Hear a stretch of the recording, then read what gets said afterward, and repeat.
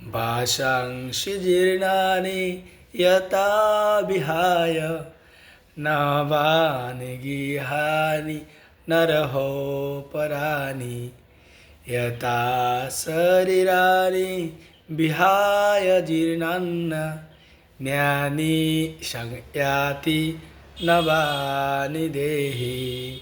অর্থাৎ মানুষ যেমন জীর্ণ বস্ত্র পরিত্যাগ করে নতুন বস্ত্র পরিধান করে, দেহীও তেমনি জীর্ণ শরীর ত্যাগ করে নতুন দেহ ধারণ করে।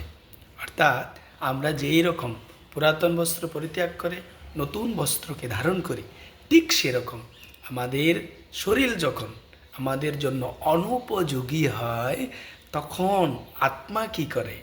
আত্মা মিন্স কে? আমি। এই আত্মা কি করে? এই পুরাতন শরীর পরিত্যাগ করে নতুন একটি শরীরকে ধারণ করে।